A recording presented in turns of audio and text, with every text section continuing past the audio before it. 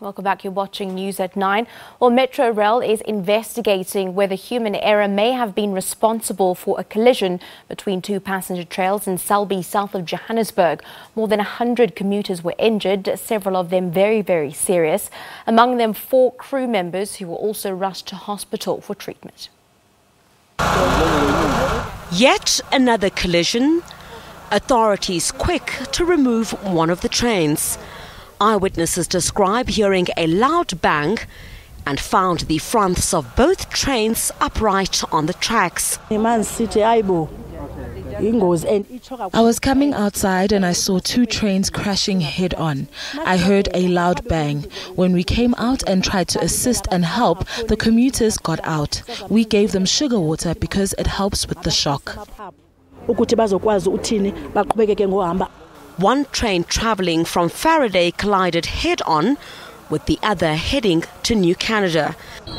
Well, Metrorail says it's also investigating human error to establish whether one of its employees was responsible for the crash. Hours later, the assistance of a 3rd train was roped in. We were using manual authorization, which means that we were actually controlling the trains manually, not through the digital system that we have from a signaling point of view. So that could also be one of the reasons that led to actually this collision happening. The upgrade of the automated signaling system is ongoing. The affected lines have been reopened. Criselda Lewis, SABC News in Selby, Johannesburg. For more on this story, we are now joined by technical executive at GIBB Engineering, Dr. Willem Sprong. He now joins us in studio. Very good evening to you, sir. Thank you very much for your time. You know, this is a 3rd major reported train crash. Should commuters be concerned? Good evening. It was quite a shock this morning to learn about this accident, and especially the way that it occurred, where we're supposed to have a fallback system if the signalling system is out of order. It's supposed to be still safe with train control officers taking over and using their procedures to ensure the safe passage of the trains. And if that fails, unfortunately, we sit with these accidents. And like you said, it's been the 3rd major accident, where we had the accident in January near Kroonstad, where 24 people were killed during that accident. In South Africa, we do have a problem, and our commuters need to understand that this infrastructure that we have is for their benefit, and we should stop vandalizing that. We should stop stealing the copper, and we should care for our own infrastructure. Yeah, definitely. Just speaking on that, from that clip there, Prasa Communications spokesperson Lillian Mofokeng saying that both trains were authorized at the exact same time to be on the line, and that now human error is now at play. How, in this day and age, do you have 2 train tracks heading on, that are going to be head-on with each other, and these are being manned by supposedly trained personnel? What does this say about the personnel and the staff that are manning our trains? Does this mean that every single time the system goes for an upgrade, we should expect crashes? We shouldn't, and the operators must understand that they remain primarily responsible for the safe passage of their trains. The rail safety regulators there is an oversight to make sure that these operators ensure the safety and the training of their people, the experience of the people that we currently have as train control officers in our centres. I am concerned. This is not supposed to happen. You're supposed to fall back on their experience when the signalling system is not working. You're supposed to trust them.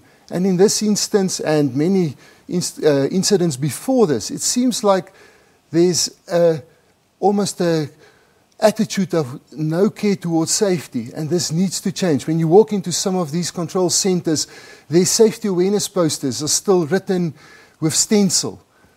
That's how old it is, and that's the interest in safety that we have. We find people, when we do investigations, that's sitting at their desks eating with their hands. The control systems is one concern, but when we do these authorizations, we're supposed to be able to record what's being said. Their radio systems is not working. They're phoning each other on cell phones, which you can't record. There's no way that we can improve the system unless we start focusing on safety. Definitely. Speaking of safety, let's get to the issue of the safety permits around PROSA actually only being granted one a couple of days ago. Yeah, they were only granted their safety permit on the 1st of September after it's been heavily recorded in the news that there were issues with the safety permit since August. And finally, on the 1st of September, they get granted their permit. Today, their board met with the rail safety regulator to ensure them about their safety.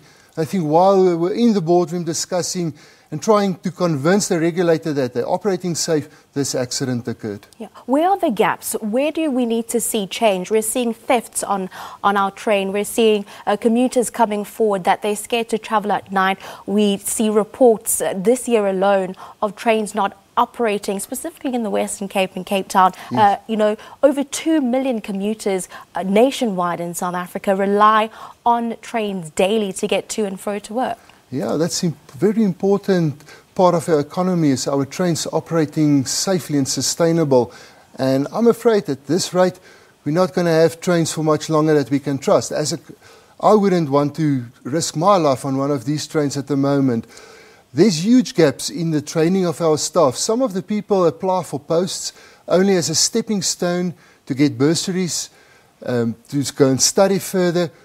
They need to have a proper risk assessment. They need to understand what these people are responsible for, change their training, change the plans for the future in progressing into the company so that we can retain these people. We need to set up committees where we can discuss this. And I'm not talking about committees that will take years. They need to pull back the people, the experienced people that left the organizations to come and provide input so that we can change this and fill these gaps that has now suddenly occurred. And just lastly, if I'm a commuter and I am on a train and I am involved in an accident, what sort of rights and protection do I have? Fortunately, in this incident, no one died, but in that crash, that horror crash that we saw in January, 20 people being declared dead.